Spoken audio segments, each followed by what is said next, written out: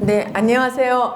시간이 마지막으로 늦어서 굉장히 마음이 바쁘실 텐데요. 조금 전에 우유 챌린지 하는 우유 밀크아트 챌린지 이렇게 잘 영상도 보시고 또 토크쇼도 이렇게 보셔서 정말 우유를 가지고 다이어트를 하면 저렇게 건강한 모습으로 되는구나 하고 잘 느끼셨을 텐데요.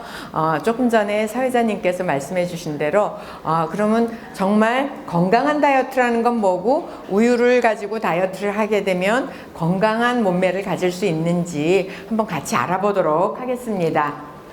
네, 우유 한 컵에는 114가지의 영양소가 들어있다 이렇게 많이 홍보가 되었죠. 그래서 이렇게 다양한 영양소들이 들어있는데 사실 우유의 88%는 물이에요. 액체잖아요. 마시는 거니까 물이고 나머지 12%가 그 속에 단백질도 들어있고 칼슘도 들어있고 지방도 들어있고 다양한 비타민과 무기질들이 이렇게 들어있습니다. 그 중에서 우리가 눈여겨봐야 될 것들이 우유 속에 들어있는 단백질 그리고 칼슘 이게 많이 들어있다는 거 잘 알고 있고요. 또 비타민 B2는 25%라고 하는 건 무슨 뜻이냐면 우리 하루 권장량 25%의 비타민 B2를 우유 한 잔 마시면 섭취할 수 있다 그런 뜻이에요. 자, 이렇게 다양한 무기질과 비타민들이 들어있지만 그 중에서도 눈에 띄는 게 비타민 B2, 그다음에 칼슘, 단백질 이런 것들이 굉장히 많이 들어있는 것을 알 수가 있습니다.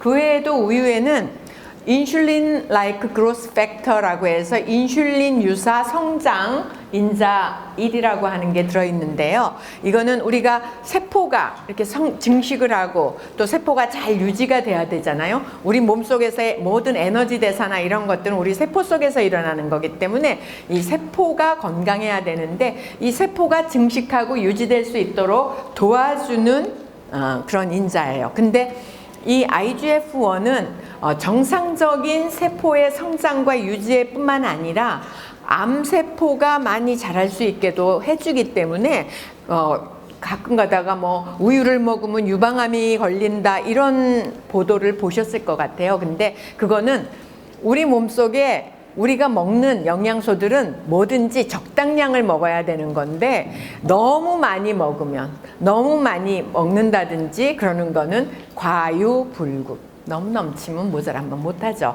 당연히. 근데 우유 속에는 사실 우리가 혈액 속에 들어있는 거는 한 1000나노그램 수준으로 이렇게 들어있다면 우유에는 3 내지 30나노그램 per 밀리리터, 1ml당 들어있기 때문에 이게 생우유일 때. 근데 우리가 먹는 우유는 어떻게 해야 돼요? 살균을 해야 되니까 가열을 해야 되죠. 가열 처리, 살균 가열 과정 중에서 한 90%는 단백질이니까 이것도 변성이 돼서 사실 얼마 들어있지 않아요. 그렇기 때문에 무슨 유방암을 우유를 마셔서 만들고 이런 거는 전혀 없습니다. 제가 알고 있기로는. 그렇지만 이제 안티데어리 하는 이제 우유나 이런 거 동물성 식품 먹는 거를 반대하시는 분들은 그런 논리를 펴서 많은 반대를 하고 있는데 사실 이 IGF-1이 우리 몸에서 세포들이 잘 성장하고 유지될 수 있도록 도와주는 인자이기 때문에 이것도 필요해요. 그리고 조금 이따 보시겠고요. 또 CLA라고 썼는데 이거는 공액 리놀레산이라고 하는 거예요. 혹시 여기서 체지방 감소를 해야 돼서 내가 건강기능식품을 좀 사 먹어야 되겠다 이러신 분들은 CLA라고 공액 리놀레산을 따로 이렇게 식약처에서 인증받아가지고 건강기능식품으로 파는 거를 사서 드셔보신 분들도 있을 거예요. 자, 이거는 보통 우유의 지방 속에 1g당 5mg 정도 들어있는데 이따가 이것들이 어떤 작용을 하는지도 같이 한번 보시겠습니다. 자, 그래서 우유 한 컵에는 물론 회사 제품마다 차이가 있겠지만 칼슘은 한 컵에 240mg, 단백질은 8g, 지방도 8g 정도. 그 다음에 비타민 D는 미국과 같이 우유에 칼슘이 많잖아요. 근데 비타민 D는 무슨 작용을 한다고 잘 알고 계시죠?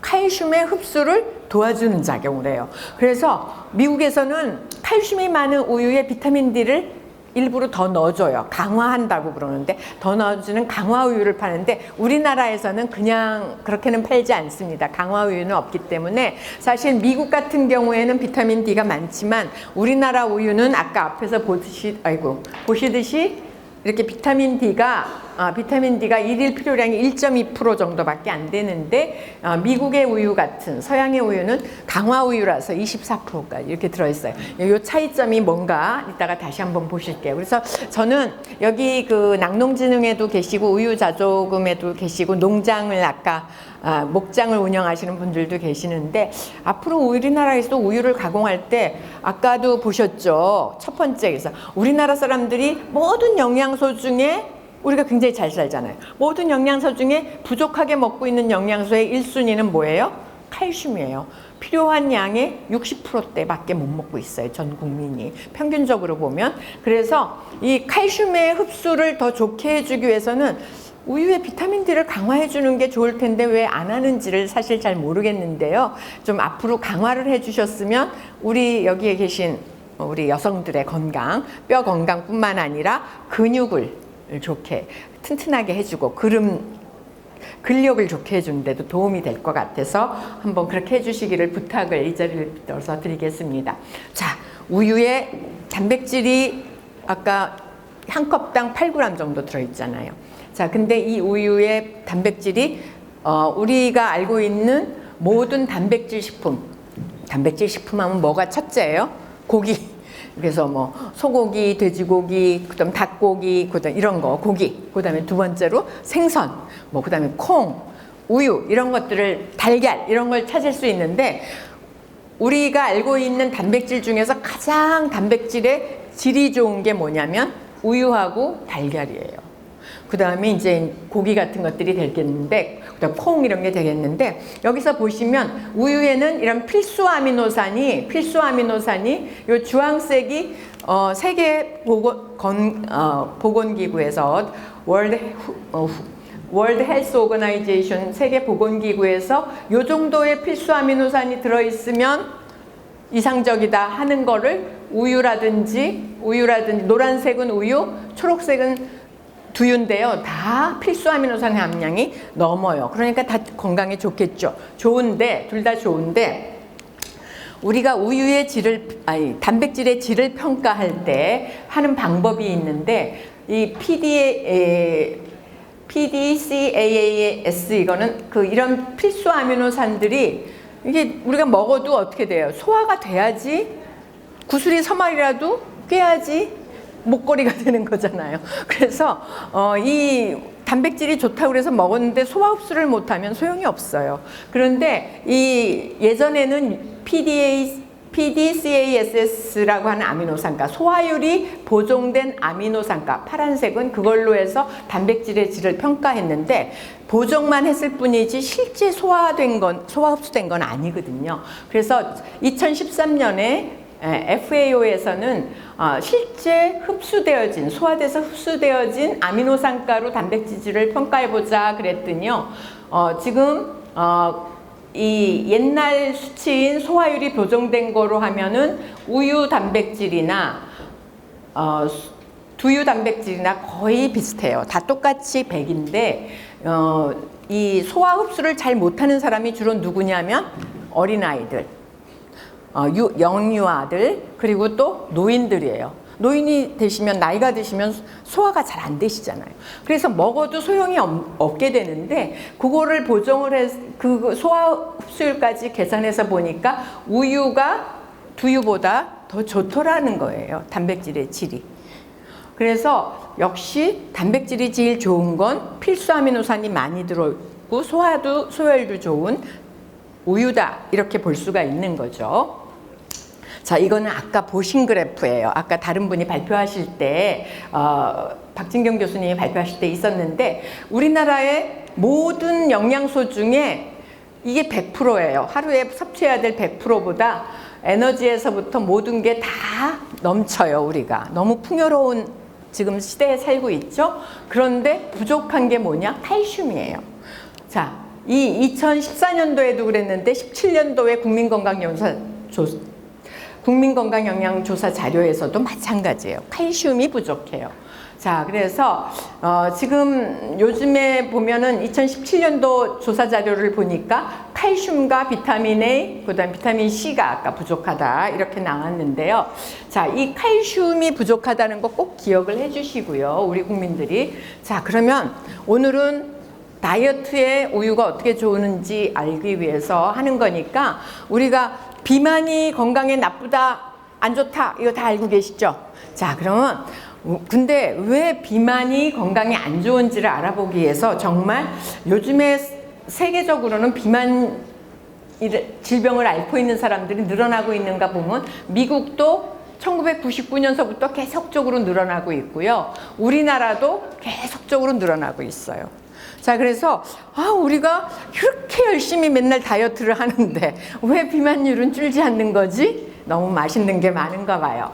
자, 그래서 보면은 사실 우리나라는 미국에 비하면 이 비만율이 그렇게 크지는 않아요. 왜? 우리나라의 비만율 표는 우리나라의 비만율 표는 이거는 우리는 체질량 지수 BMI를 25 이상인 사람을 비만으로 기준으로 잡고 있기 때문에 하고 미국 같은 데는 30으로 기준을 잡고 있거든요. 그래서 사실 미국 애들은 이렇게 뚱뚱한 사람 많은데 우리나라 사람들은 여기 앉아 계신 분 다 보면은 다 날씬한데 이렇게 생각이 되는데 수치로 보면은 30 몇 프로, 40 몇 프로 나오잖아요. 남자는 그런데 우리나라 사람들은 요 정도, 우리나라의 대한비만학회에서 우리나라 사람들은 25, BMI가 25를 기준으로 봤을 때 그거보다 더 넘게 되면 질병이 걸리기 쉬운 상태가 되더라. 미국이나 유럽 사람들에 비해서 더 그렇더라. 이렇게 평가를 했기 때문에 이거를 좀 더 낮은 기준을 잡은 것 뿐이에요. 그래서 전 세계적으로 보면은 우리나라 사람들 별로 뚱뚱하지 않은데 왜 자꾸 비만 그러는 거야? 그러지만 이 비만이라고 하는 것들은 뚱뚱해서 체중이 많이 나가는 게 문제가 아니라 이게 그 지방이 많이 우리 몸속에 축적이 돼서 이게 질병을 가져오느냐 안 오느냐가 사실은 중요한 거죠. 자, 그래서 요즘에 그 영양학자들이나 사람들은 뭘 걱정을 하냐면 옛날에 유인원에서부터 우리나라 이제 사람들이 이제 두 발로 서기 시작했어요. 호모 에렉투스가 되고 또 한 30만 년 전에는 현생 인류인 호모 사피엔스가 돼서 생각도 하게 돼서 도구도 사용할 줄 알게 되고 이렇게 돼서 멋지게 지금까지 진화를 해왔는데 앞으로 우리는 어떻게 진화하지? 인류는 어떻게 진화할 것 같아요? 요즘엔 4차 산업혁명 시대가 되니까 호모 포노사피엔스가 된대요. 어떤 4차 산업혁명 시대를 공부하시는 교수님들은 그렇게 얘기하는데 스마트폰만 들고 생각하는 그런 인류가 된다 그러는데 우리 영양학자들은 이렇게 생각을 해요. 맨날 단 음식, 지방이 많은 음식 먹어서 비만 인류가 되면 어떡하지? 이게 세계적으로 비만율이 계속 증가하고 있으니까요. 날이 갈수록 걱정을 하고 있는데 그러면 이렇게 비만이 되면 보기가 싫어서 비만이 되는 걸 걱정을 하나요? 미에 대한 기준은 이거 보시면 옛날에는 2만 년 전, 기원전 2만 년 전에는 이렇게 그 비너스의 상이 우리가 이거를 그 오스트리아의 비엔나의 다뉴브강에서 발굴한 건데 그때는 이렇게 퉁퉁한 사람, 우리 밀로의 비너스 가장 팔등신의 이상적인 몸매라고 생각하는 여기도 지금 요즘의 여자 아이돌에 비하면 엄청 뚱뚱한 거죠. 근데 요즘에는 미의 기준이 이상해져 가지고 이렇게 말라깽이 씨가 돼야지만 옷 입으면 간지가 나는데 이렇게 해서 전부 다 그래서 저희 학교의 학생들, 여대생들 보면 다 날씬해요. 근데 그 친구들 보고 얘기하면은 다 다이어트 한대요. 그래서 이상적인 체중이 얼마야? 그러면은 키가 160이든 168이든 아무 상관없이 47kg이래요. 그 수치가 어디서 나왔는지 도저히 알 수 없는데 아마 이런 아이돌들 때문인 것 같아요. 근데 이렇게 미의 기준은 이라고 하는 것은 이 시기에 따라서 달라지고 있는 것 같아요. 근데 비만이라고 하는 것은 이 사람은 비만이라고 하는 거는 이런 그 그 비너스상에서 보다시피 2만 년 전에 비너스상에서 그런 게 때문에 걱정을 하는 게 아니라 우리가 이 지방세포가 비만, 점점 기름이 지방이 여기에 꽉 차게 되면 여러 가지 우리 몸에 단백질이나 유전자, 전사인자들의 영향을 미쳐가지고 그 세포가 만성염증을 앓게 돼요. 여러분들 칼에 비거나 여기 데이거나 이렇게 하면은 여기 어떻게 돼요? 여기가 염증이 생겨가지고 빨갛게 되고 붓고 막 화끈화끈하고 누르면 아프고 그렇게 되죠. 그런 거는 우리가 급성 염증이기 때문에 거기다가 항생제를 바르거나 이렇게 해주면 다시 제자리로 돌아가거든요. 근데 우리 세포 속에는 지방이 많이 축적이 되게 되면 만성염증이라는 게 생기게 돼요. 이 만성염증이 모든 질병의 원인이 된다 이렇게 생각을 하고 있기 때문에 요즘에 TV나 이런 데서 보시면 항염증 식품 이런 얘기를 항염증 효과가 있어요 이렇게 얘기를 해요. 나 염증 없는데 괜찮은데 그러는데 그게 아니라 우리 몸속에 지방세포가 많아지면서 만성염증이 생기게 되는데 이 만성염증은 잘 낫지 않아요. 이게 어떤 역할들을 하냐면 고혈압도 가져오고 혈액이 응고되게 해서 혈전이 생겨가지고 우리 심장마비도 일으킬 수 있고 심장질환도 가져오게 되고요. 남성들의 남성 호르몬이 부족해지는 그런 현상도 가져오고 그러다 보니까 요즘에 만성염증도 가져오게 되고 이렇게 하다 보니까 그래서 이게 좀 남성 호르몬이 부족해지고 또 동맥경화도 가져오고 제2형 당뇨도 가져오고 뭐 고지혈증, 콜레스테롤 혈증 이런 것들이 다 오게 돼서 건강이 악화되죠. 자, 그래서 비만이라고 하는 거는 체내의 지방이 필요 이상으로 쌓여서 대사에 이상이 유발된 상태를 말하는데요. 체지방률이 남자는 25%, 여자는 30% 이상이면 비만이라고 해요. 자, 이 사람하고 키하고 몸무게가 똑같아요. 누가 비만일 것 같아요? 체중은 또 같은 키에 같은 몸무게면 BMI로 하면 똑같이 나와요. BMI를 재면. 그러면 이 사람은 근육이 많기 때문에 비만이 아니에요. 이 사람은 체지방이 30% 이상이 되니까 비만이라고 그러거든요. 그래서 비만이라고 하는 건 체중만으로 우리가 비만을 측정하는 게 아니고요. 사실 근육이 얼마나 있고 지방은 얼마나 있느냐 이게 중요한데 우리나라 사람들의 지난 10년간 2018년까지의 쭉 10년간 연령별 비만 유병률을 보면 문제는 30대 남자하고 30대에서 제일 비만율이 높게 나오고 있어요. 자, 그래서 특히나 2018년도 복부 비만을 이제 피하 지방이 이런데 비만이 있는 것보다 이 윗배가 나오는 허리선 위가 나오는 복부 비만이 사실은 우리 건강에 해로운 거거든요. 이런 분들이 전체의 23.8%가 된다는 게 사실은 문제예요. 건강에 이상을 가져오니까. 자, 그래서 이런 상체가 이렇게 복부 비만이 되는 형태, 서양에서는 이거를 사과형 비만 이렇게 얘기를 하거든요. 서양 배는 이렇게 종 모양으로 생겼어. 요런 비만은 같은 아까 키에 체중이 똑같아도 이렇게 서양 애들 보면 여기가 이런 애들 많잖아요. 이런 것들은 오히려 이 위가 복부 비만이 있는 것보다는 덜 위험할 수가 있어요. 그래서 우리가 허리둘레가 늘어나는 건 경계를 하셔야 돼요. 허리둘레가 늘어나는 거를 경계를 하셔야 된다. 그건 복부 비만을 진단하는 기준이 되는데, 자, 65세 이상의 노년기에는 우리가 단백질을 충분히 먹어줘야지만 건강을 지킬 수가 있어요. 이 2014년도에 나온 논문인데요. 50에서 65세 사이에서는 단백질을 적게 먹는 게 건강에 오히려 좋았는데 65세 이상에서는 단백질을 적게 먹으면 면역력이 떨어지고 근육이 소실돼서 대사 질환이 많이 오게 돼서 수명이 줄어든다는 연구 결과가 나와 있기 때문에 단백질을 잘 드셔야 된다 하는 거고요. 이 논문에서 보면 식사의 질하고 질환과의 관계, 사망률과의 그 관계를 보면 식사의 질이 떨어지게 되면 사망률에 대한 위험 요소가 더 늘어나는, 2배 정도 늘어나는 거죠. 그리고 65세 이상에서는 식사의 질이 나빠지게 되면, 식사의 질이 나쁜 사람이 1.5배 정도 더 나빠지게 되는 거예요. 특히 나이가 드신 분들은 단백질의 섭취량이 줄어들게 되면 그게 더 나빠지는 거예요. 에너지보다도. 에너지나 마찬가지로 너무 열량을 많이 섭취하는 것뿐만 아니라 단백질을 덜 섭취. 근데 나이가 드시면 어때요? 단백질을 멀리 하시잖아요. 그냥 김치에다가 밥 말아서 밥만 후루룩 드시잖아요. 배만 채우잖아요.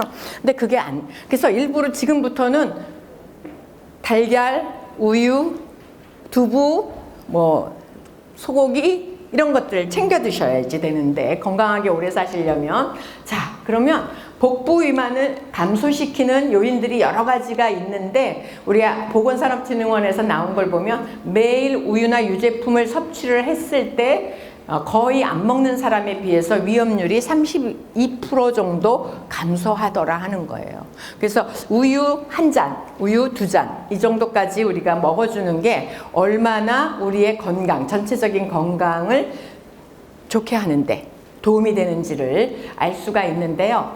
이 연구는 2017년도에 서울대 의대 강대희 교수님하고 중앙대 신상아 교수님 팀에서 한 건데요. 우유를 이제 국민건강영양조사 자료를 한 10년 동안 그걸 전부 다 데이터를 가지고 해보니까 우유를 한 컵 이상 먹는 사람이 초록색이에요. 안 먹는 사람에 비해서 한 컵 이상 먹는 사람이 허리둘레가 훨씬 줄어들었죠.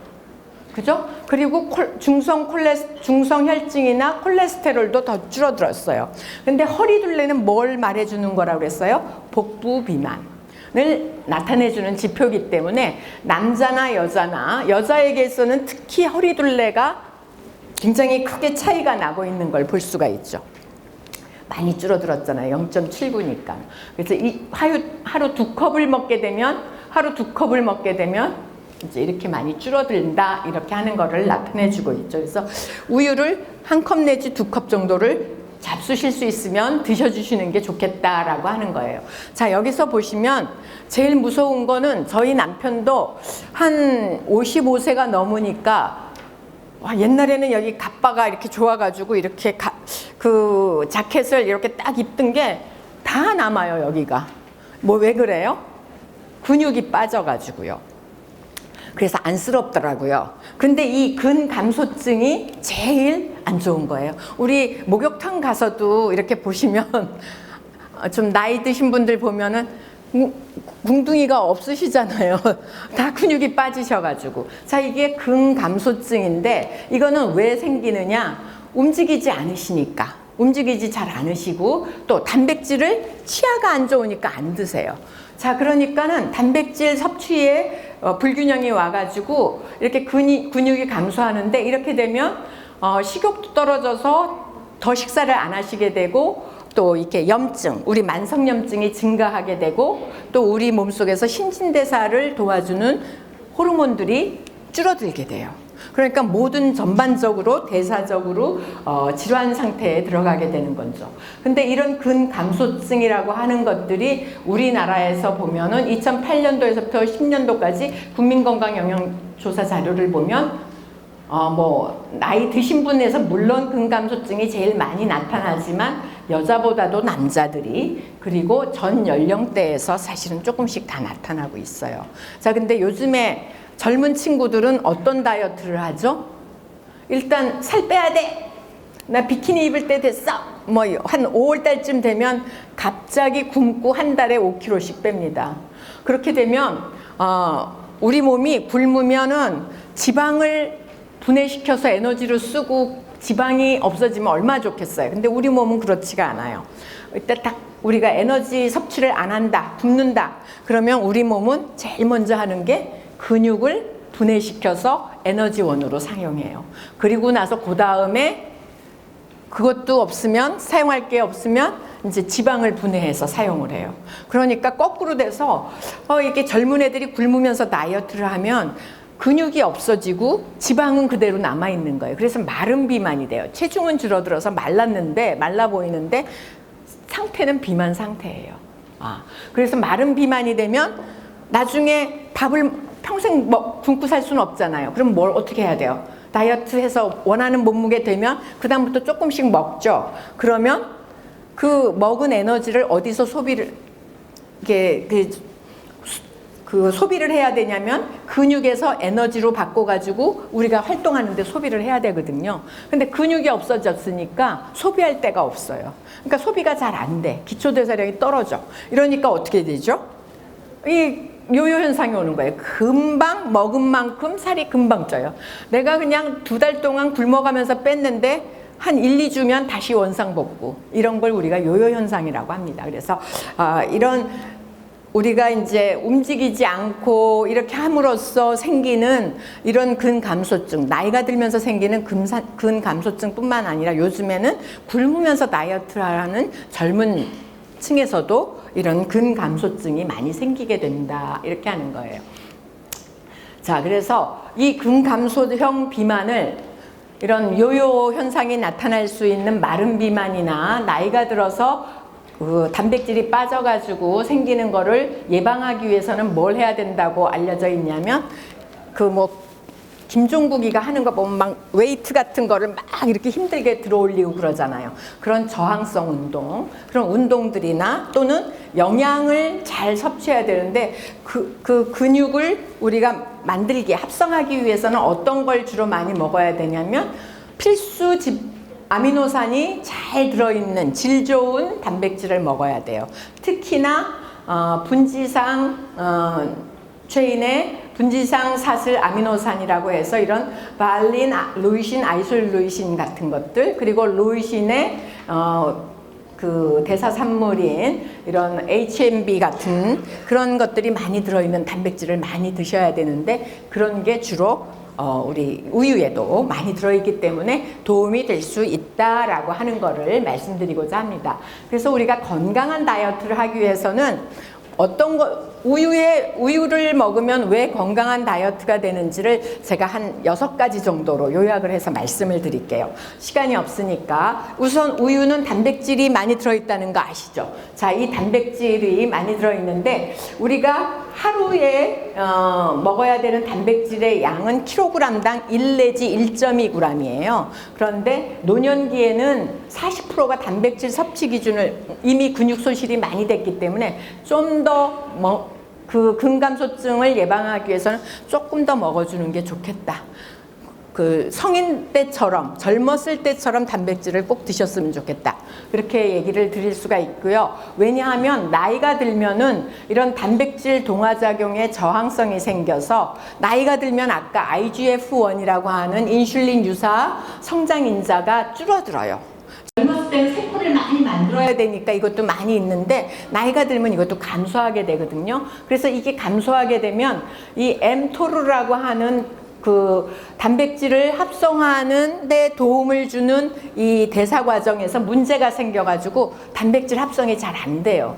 그러니까 나이가 들면 단백질을 많이 먹는다고 먹어도 근육 합성이 잘 안 일어나는 거죠. 그러니까 나이가 드시면 오히려 단백질을 더 잘 챙겨 드셔야 돼요. 나 됐다. 김치하고만 요새 김장도 많이 해놨는데 김치하고 맛있으니까 그것만 먹으면 된다 그러시지 말고 꼬박꼬박 끼니마다 단백질을 좀 섭취하실 수 있게 해주셔야지 되고요. 자, 또 이왕 먹는 단백질이면 질이 좋은 단백질을 드셔야 돼요. 양도 중요하지만 질도 중요하다 하는 거예요. 자, 그래서 이 필수 아미노산 중에서 아까 류신이라고 하는 것이 들어있는, 루신이라고 하는 필수 아미노산이 들어있는 단백질이 근육을 합성하고 근육의 손실을 억제하는데 굉장히 도움이 되는 단백질이에요. 그래서 요거를 뭐 이렇게 가루로 해서 파는 것도 있는데 그런 거 따로 먹으시면 너무 지나치게 많이 드실 수 있게 돼요. 그럼 또 다른 문제가 생기니까 우리가 식사에서 꼭꼭 잘 챙겨 드시도록 하는 게 좋겠다. 질 좋은 단백질을 이렇게 말씀을 드릴 수가 있겠고요. 자, 요즘에 비타민 D 하나씩 드시는 분 있으신가요? 많이들 요즘에 우리나라 여자들이 비타민 D가 엄청 부족하다는 거, 세계에서 제일 부족하다는 거 알고 계시죠? 우리나라 사람들은 흰 피부를 무척 좋아해요. 그래서 여기 SPF라고 하는 들어있는 거, 한 35에서 50대는 화장품들 많이 쓰시고, 이러다 햇빛 안 보려고 파라솔 들고 다니고 하시다 보니까 비타민 D가 우리가 굉장히 모자라는데, 우리가 그 연구 결과에 의하면 비타민 D 수준이, 그러니까 뚱뚱해진 사람들이 비타민 D의 수준이 낮더라고 하는, 상관관계가 있더라고 하는 연구 결과가 있어요. 그래서 노인들에게는 비타민 D가 어떤 역할을 하냐면 뼈 건강에만, 칼슘 흡수를 도와줘서 뼈 건강에만 도움을 주는 게 아니라 우리 이 근육의 양도 많아지게 하고 근육의 두께를 이렇게 커지게 하기 때문에 우리가 노인들에게는 비타민 D를 충분히 보충을 해주셔야지 되고요. 800IU 정도. 보통 여러분들이 드시고 있는 게 비타민 D 이렇게 알약으로 드시면 하나에 1000IU 정도 되는 거 드실 것 같은데요. 이런 거에다가 칼슘 하루에 먹어야 되는 게 800에서 1000 정도 되거든요. 요거 드실 수 있게. 그래서 우유를 같이 드시면 굉장히 좋죠. 예, 그렇게 되면 근육의 기능과 근력이 향상되는 것으로 나타났다 하는 거고요. 우리나라 사람들은 비타민 D가 부족한 사람이 90% 이상이니까 이게 꼭 필요한 거고요. 자, 그 다음에 우유의 88%가 뭐라고 그랬어요? 물이죠. 자, 그런데 작년도에 나온 뉴트리션지에 나온 그 논문을 보면 우리 국민건강영양조사 자료를 기반으로 해서 3,656명을 우리가 그 연구를 그 표본으로 삼아가지고 근감소증에 있는 노인이 수분 섭취량이 낮다는 결과를 얻어냈어요. 그러니까 수분을 충분히 드시면, 아까 여기 있는 거 요거가 300이더라고요. 300ml. 요거를 하루에 최소한 3병을 드셔야 돼요. 그렇게 드시나요? 안 드시죠? 그런 게 왜 그러냐면요. 우리가 나이가 들면 제일 손주들한테 맨날 해달라고 하는 게 뭐예요? 등 긁어라 그러시잖아요. 그게 왜 그러냐면 수분이 모자라가지고 가려운 거예요. 그러니까 등 긁고 그러니까 손주들이 옆에 안 올라고 그러거든요. 붙여놔가지고. 그래서 효자손 사다 드리잖아요. 자, 그런데 보시면은 최하위의 4분의 수의 수분 섭취량이 제일 낮은 사람들, 낮은 사람들이 수분 섭취량이 제일 많은 사람들과 비교했을 때 남자는 1.47배, 여자는 1.5배 정도 근감소증이 걸릴 위험률이 더 높게 나타났어요.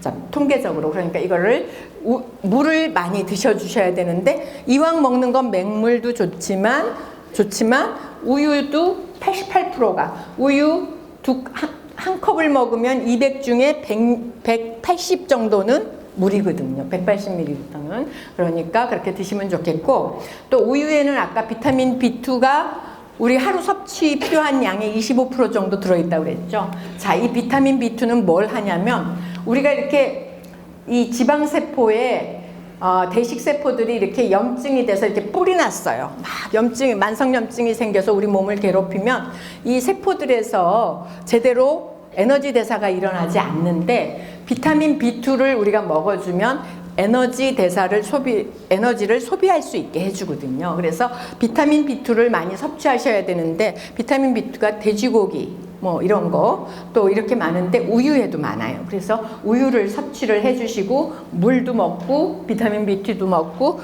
질 좋은 단백질도 먹고 그러면 좋겠죠. 그 다음에 또 아까 말씀드렸던 우유는 어디서 나오냐면 소에서 나와요. 소는 뭐 먹어요? 지푸라기 먹잖아요. 지푸라기를 사료로 먹는데 우유를 만들어내요. 근데 이 지푸라기를 먹어도 얘네들은 호귀에서 반출을 한다 그러죠. 위가 4개가, 밥통이 4개가 달려 있어서 그 속에서 이거를 계속 오르락내리락 하면서 그 속에 있는 미생물들이 분해를 해서 에너지를 만들어내는데, 이 과정에서 우리 자연계에는 잘 존재하지 않는 공액 리놀레산이라고, 이중결합과 단일결합이 이렇게 하나 걸러큼씩 있는 공액 리놀레산이 만들어지게 되는데, 이 공액 리놀레산은 체지방의 연소를 시켜주게 돼요.